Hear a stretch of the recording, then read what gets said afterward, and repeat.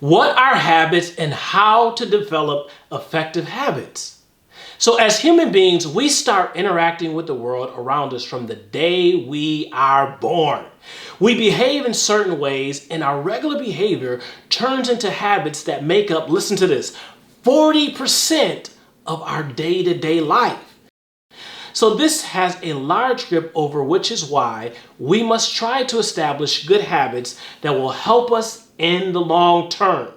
So unfortunately, establishing good habits is not an easy feature, which is why we have prepared a guide that will help you establish good and healthy habits. Hello everyone, my name is Robert Lowry. I am a life and leadership coach, and I help empower people to develop confidence to create a career and a life they desire and deserve. If you're new here, I want to welcome you to this channel. If this sounds like something that speaks to you, make sure you hit that like button, and while you're at it, please consider subscribing to my page and hit that notification button so that you know when the new videos are released. And if you're already a subscriber, welcome back, welcome back. I truly appreciate the love. So let's get into it. In today's video, we're going to understand what habits are, how they are formed, and then learn how to establish healthy habits in our lives. So are you ready? So let's dive into it. What are habits? Habits are regular behaviors that we carry out without thinking. They are ritualistic and they follow the same route every day.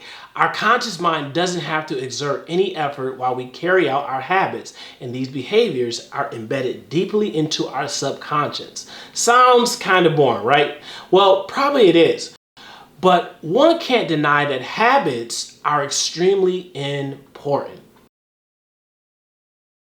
They have the power to control and shape our lives. Our habits grow stronger as we perform them every single day. And pretty soon these habits become automatic, and they liberate our conscious mind and allow it to focus on more complex tasks and decisions.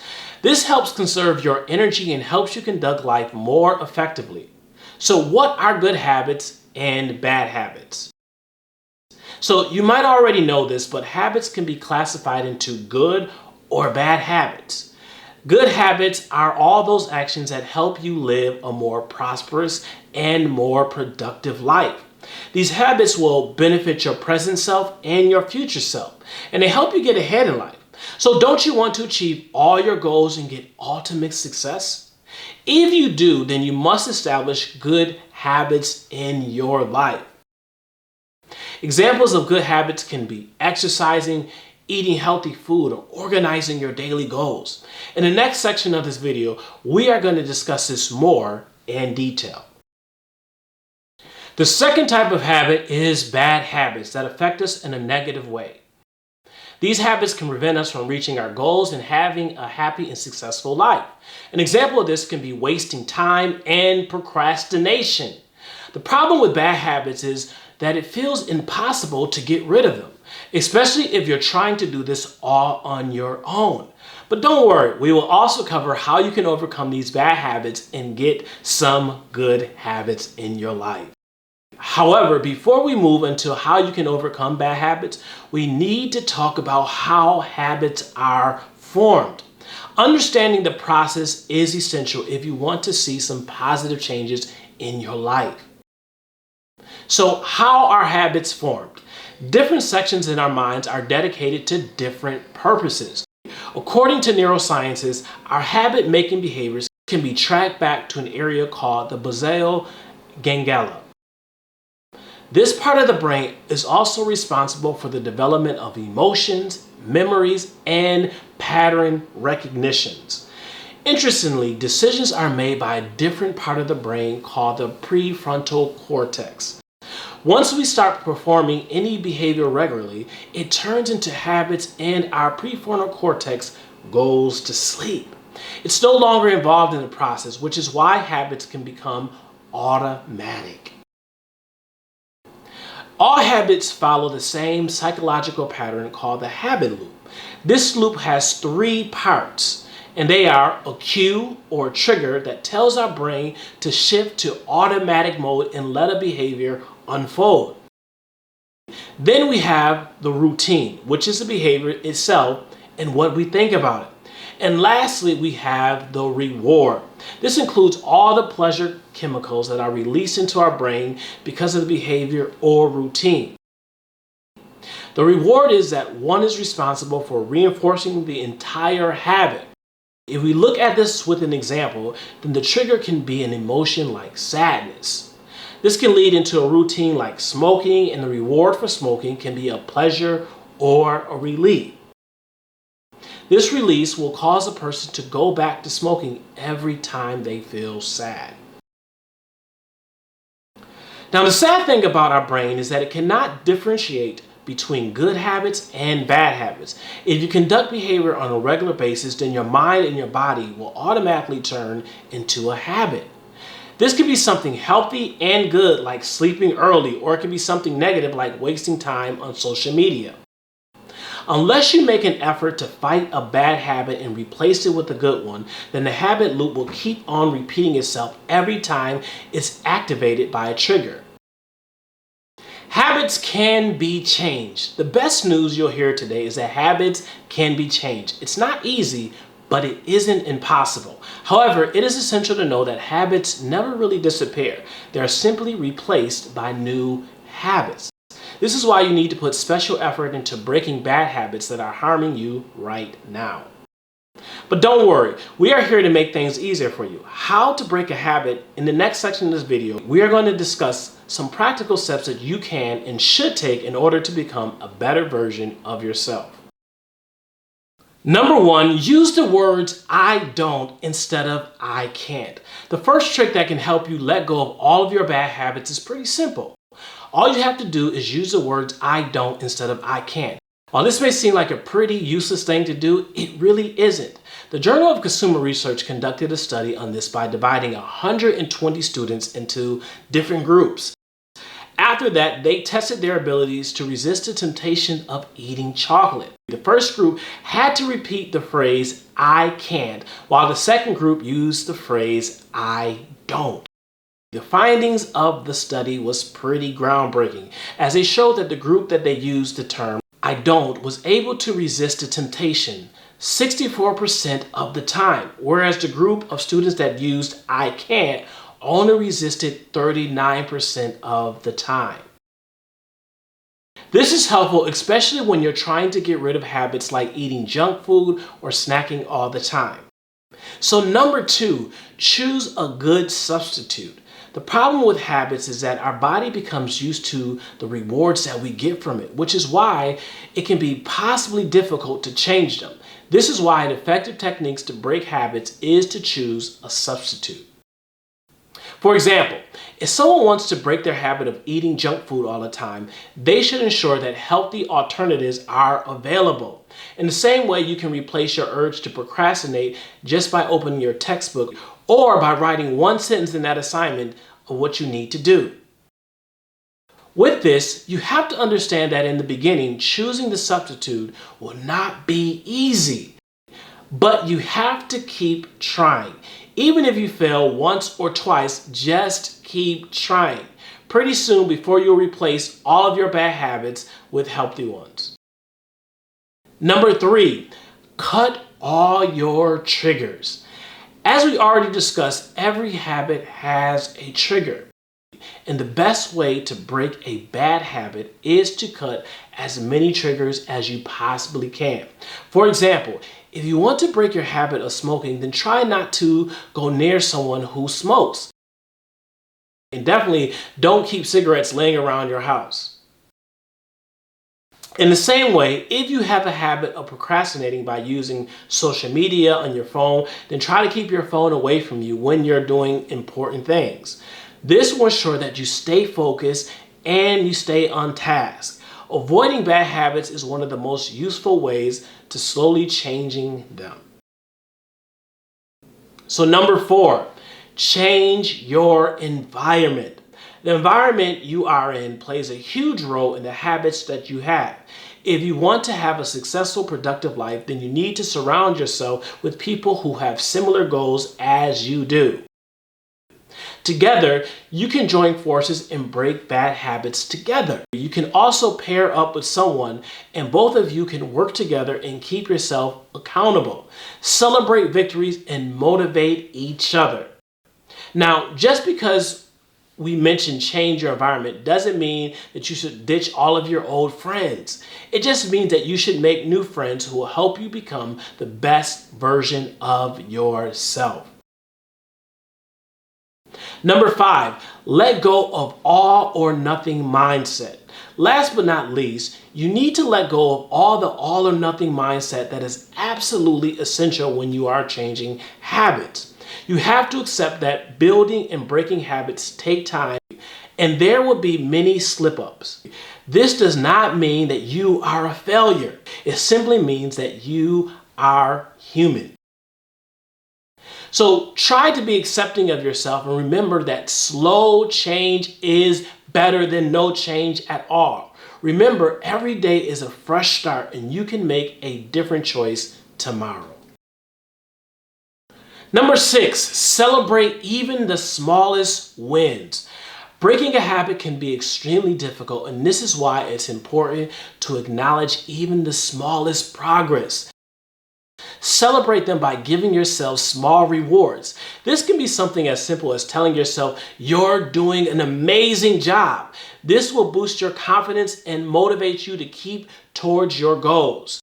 While it's important to focus on your goals, try not to get fixated. This might discourage you and you might engage in negative self-talk. Focus on who you are becoming and not just who you want to be. How to establish good habits. We've already talked about how you can break your bad habits, so now let's discuss how to establish good habits. So number 1, focus on why you want to do this. The first thing you have to understand is the why. Why do you want to do this? Why do you want to change in your life? How will this benefit you? Once you've thought about that, then try to list down all of these benefits in a special place where you can see them on a daily basis. Perhaps make it in your phone wallpaper, or maybe you can add a sticky note to your fridge. Whatever is most effective to you. Number 2, visualize the change. Once you understand the why, you need to start manifesting these changes. One of the ways you can start to do this is to visualize yourself succeeding. Just close your eyes and internalize this change. Watch yourself become completely a new and a different person. A person that is more productive and more successful. Don't you want that? Do these visualizations as frequently as you can. Do it every morning when you wake up and do it every night when you go to sleep. Number 3, motivate yourself. It's easy to get a burst of motivation in the middle of the night where you decide to change the way you live your life. However, it's likely that this motivation will not last for long. So how do you keep a consistent amount of intrinsic motivation? Well, there are many different ways of doing that. You can start by reading success stories or watching YouTube videos that give tips and tricks. Hint, our video. Jokes aside, if you have some fitness goals, then you can motivate yourself by saving a picture of the ideal body that you want. This will remind you of your goals daily, and it'll prevent you from skipping a day at the gym. Number 4, identify all of your obstacles. Have you ever wondered what's holding you back from achieving all of your dreams? What's holding you back from establishing healthy habits? If you haven't thought about this before, then it's time to do so. It's essential that you identify all of your obstacles before you plan on starting something new. For some people, it may be negative self-talk, and for other people, it may be giving up too easy. Once you identify your obstacles, you need to come up with a plan to overcome them. For example, one thing you can do to overcome negative self-talk is to practice positive affirmations. Tell yourself repeatedly, I can and I will do this. I am worth the effort. I have all the potential in the world. Before you know it, you'll start seeing huge changes in yourself. Number 5, use an app for accountability. Even if you manage to keep yourself motivated, it's not enough to help you build a good habit. You need discipline and accountability. The best way to get this is to download an app like Goalify that will help you track your progress. If you have a specific goal like drinking more water daily, then you can download an app like Waterminder. They are especially designed to help you achieve your life goals. This app will also help you give reminders and help you analyze how far you've come. Once you start seeing some progress, don't forget to once again treat yourself and celebrate even the smallest wins. They will act as positive reinforcements and will keep you pushing towards your goals. So number 6, start small. One mistake that a lot of people make while establishing habits is they try to change everything at once. This can lead to burnout and cause you to be ineffective at building a sustainable long-term habit. This is why it is important that one starts small. If your goal is to exercise daily, then you can start by doing 5 minutes every day or even 10 minutes. In the same way, if your goal is to write daily, then start by writing a paragraph, then slowly increasing it. Make sure you maintain a steady pace. Always remember that it's better to start small and improve gradually rather than trying doing something amazing from the beginning and then possibly fail. So with that said, that's all that we have for you guys today. Did you guys find this video to be helpful? Well, what was your favorite part about it? Tell us in the comment section below. Before leaving, don't forget to hit that like button and subscribe for more life-changing content from us. So be sure to comment and let me know if this video was helpful to you. And until next time, thanks for watching. That allows us to talk ourselves into our purpose, our goal in life. So, growing up, I always felt I had a lot of things going against me. One being that I was African American male. That I was poor. I grew up in a single parent household.